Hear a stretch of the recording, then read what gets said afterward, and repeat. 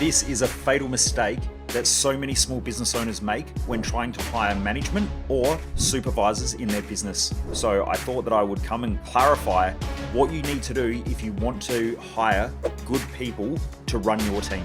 Now, if you're not waking up every day enjoying your business, there's something going wrong. And a lot of the time it can be because you've got the wrong people in the wrong positions. And it could be that it's the right person, but just in the wrong position, or it could just be the wrong person, full stop. Now, a massive mistake that I see a lot of business owners make is that when they're really stressed out and overwhelmed, one of the first things that they want to do is to hire someone in a management or a supervisor position. Or what they'll do is they'll grab one of their existing staff members that's a good employee and move them up to a supervisor or a management type level. By doing that, you create a whole bunch of problems. And so a lot of the time what will happen is that someone grabs an existing employee and let's say they have a building company. And in that building company, they have got someone who's a great carpenter and they tend to do a really good job and they sort of tend to lead the boys okay or the team's okay. Automatically, as the business grows, the owner thinks, you know what, I'm going to grab that person, I'm going to make them a supervisor or I'm going to make them a manager. Once that happens, that then creates a whole bunch of new issues. And normally the new issues are that, first of all, when you give someone a different role or a different title, it can change the psychology of that individual immediately. Now, I've seen that happen before when I had someone who worked for us who was a great coach.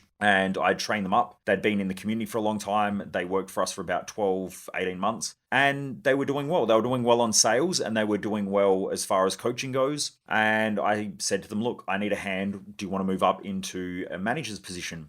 What ended up happening was that title went straight to their head, and within pretty much the next day, they were almost useless to the company. Something changes in a person's psychology when you change the role and a label, and you've got to be very much aware of that change that happens, because if you're not, it can become a huge problem. Another circumstance that happens, and that we've had happen in our business multiple times now, is that you can go out there and hire a manager or a supervisor in the business. We've hired multiple managers. And what we find is that the majority of managers that we've hired have worked in larger organizations. Now, if they've worked in larger organizations, they're normally used to delegating a lot. So they will sit back, they'll put their feet up, they'll think a little bit more. They're more of a people type person, so they'll just shift stuff around and they're a support network for the rest of the team. Now, that's okay if you're a large organization and you've got a lot of people that need to be supported and they're going through their emotional shit. But in a small business where there might be 5 people that they need to manage or 10 people that they need to manage, what will happen is if you have someone that's not an implementer, they will be taking a lot of money out of the company. So cash flow will be reduced. They will be then spending a lot of time thinking and delegating and chatting to the team. And what we found happens normally is that productive staff become unproductive because they get over supported. And so when we've had people who come in who have worked for larger organizations or larger companies, they then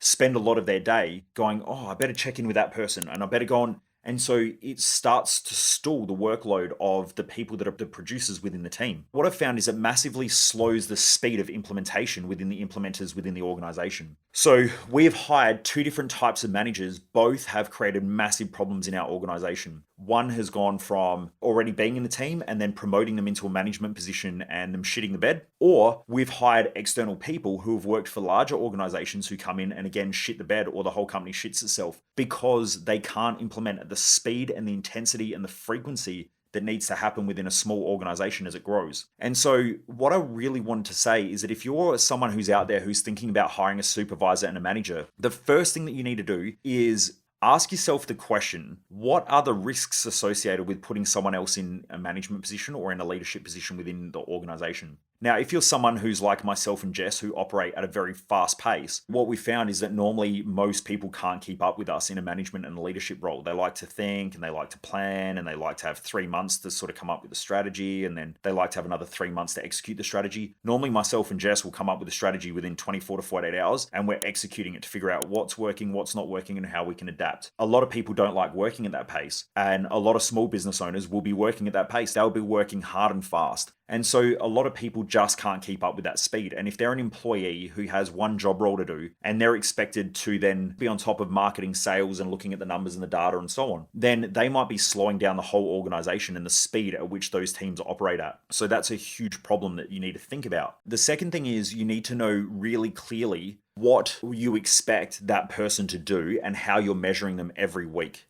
So if you're hiring, let's say, a manager and a leader, and you're saying, look, I need you to make sure that the sales team are hitting their sales targets, then you need to make sure that all of the sales strategies are put in place so that the reporting is there so that that manager can keep track of that. If you've got a marketing team, then they need to have a really good understanding of marketing. They also need to know how to drive that marketing team and how to get the best results and come up with answers and so on. Now, if you're a builder, you might have, let's say it's a sales organization and you're pumping through sales, and then the deliverable is building the houses. Now, the cash flow constraint is normally going to be on the sales and the margins. So you've got to treat the organization as a sales organization that then delivers buildings. But you've got to know what the key aspects or the key drivers are of the organization. Because if you're hiring a manager, you need to know what's really, really important to that organization. Now, when a lot of small business owners hire someone, they go, we want to be good at marketing, we want to be good at sales, we want to be good at operations, we want to be good at delivery. But they don't really know what the constraints are of that organization. What normally happens is that a lot of small business owners overcomplicate the business. And when they do that, when you're putting in a manager,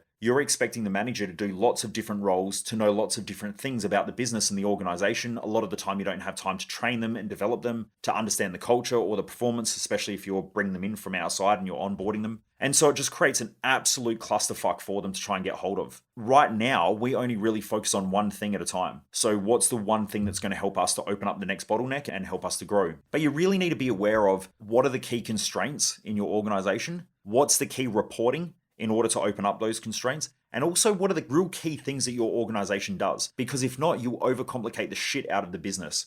When I speak to a lot of business owners, they think that there's like 40,000 moving parts of their business and they're stressed out and they're overwhelmed and they're frustrated. But if you're going to hire a manager, they don't know what levers to pull, what things to do. And so if you give them free rein, they're just going to stuff up everything because they don't really know what to do and there's just too much shit going on for them to control. So you want to make sure that the business model is simple. You've got to make sure that the tracking is there and that the systems are built out for the stuff that they need to manage so that then you can just track them. If we are going to hire a really good manager, we want to make sure that all the systems are put in place. We want to make sure that all the tracking and everything's done. And then the manager's job will be to tweak that performance to make things better. That'll really be it until we get large enough where we will start to need like a sales manager, a marketing manager. But once again, they will need to know the exact numbers that we're trying to achieve. They will have exact tracking and reporting. And if not, it'll be really, really obvious if they can and can't do their job. Most small business owners fuck up because what they do is they don't onboard staff properly. They don't develop staff properly. They don't have the right reporting. And so they know that a staff member is shit, but they can't fire them because they feel guilty or they feel like, oh, I can't really fire them because I haven't really trained them properly. I haven't really developed them. Whereas when the system and the process is there and the numbers are there, they can either do the job or they can't. So just remember that when you're hiring someone, I would recommend that if you are ever hiring a manager or a supervisor, have your systems in, have your processes in, have the tracking in, but also make sure that they are an operator, as in they can get in and get their hands dirty and actually do work, not someone that just sits back and tells other people what to do and delegates. Most people waste their life, and I just don't want you to be one of them.